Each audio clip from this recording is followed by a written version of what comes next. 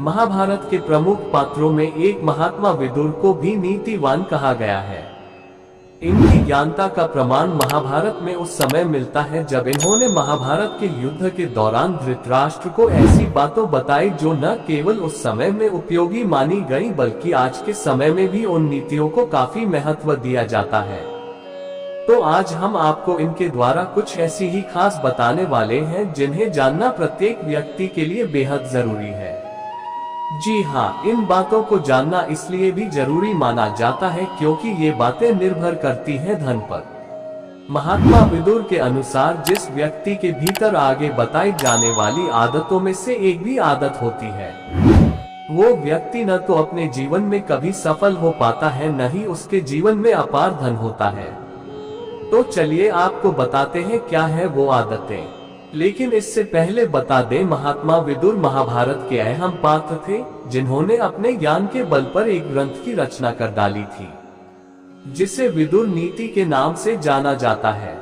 इस ग्रंथ में समाज और लोगों के कल्याण से जुड़ी बहुत से बातों वर्णित है। इनकी नीतियों के उत्तम होने का प्रमाण इस प्रचलित मान्यता से भी मिलता है जिसके अनुसार पांडवों ने श्री कृष्ण का साथ पाकर तथा इनकी समझदारी के बल पर ही कौरवों पर जीत हासिल की थी। इनके इसी ग्रंथ में दी गई कुछ नीतियों के बारे में आज हम आपको बताने वाले हैं। विदुर कहते हैं कि किसी भी आलसी व्यक्ति पर कभी देवी लक्ष्मी की कृपा नहीं होती, बल्कि ऐसे लोग अपने जीवन में केवल रोते हैं क्योंकि इनकी इस आदत के कारण इनका भाग्य इनका साथ कभी नहीं देता।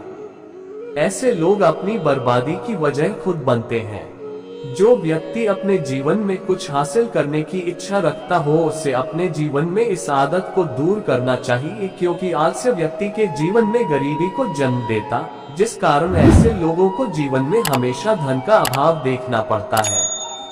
जो व्यक्ति मेहनत से जी चुराने लगता है उसके जीवन में कभी न तो धन आता न ही सफलता। सफलता केवल उन लोगों के कदम चूमती है जो कभी परिश्रम करने से घबराता नहीं है। इसलिए अगर आप अपने जीवन में किसी लक्ष्य को पाना चाहते हैं तो सबसे परिश्रम करना आरंभ करें, वरना न तो आप पर भगवान की कृपा होगी न ही धन की देवी लक्ष्मी जी की। आखिर में आते हैं वो लोग जो भगवान पर भरोसा नहीं करते। जी हाँ, आजकल के समय की बात करें तो बहुत से ऐसे लोग हैं ईश्वर पर भरोसा नहीं करते। कहा जाता है ऐसे लोग कभी जीवन में सफल नहीं हो पाते, बल्कि ऐसे लोग दूसरों के भी मन को बदलने में लगे रहते हैं जिससे ये अपने साथ साथ उनका जीवन भी बर्बाद कर देते हैं। ऐसे में सबसे पहले तो ऐसे लोगों से दूर रहे। इसके अलावा जितना संभव हो सके भगवान के लिए भी समय जरूर निकालें।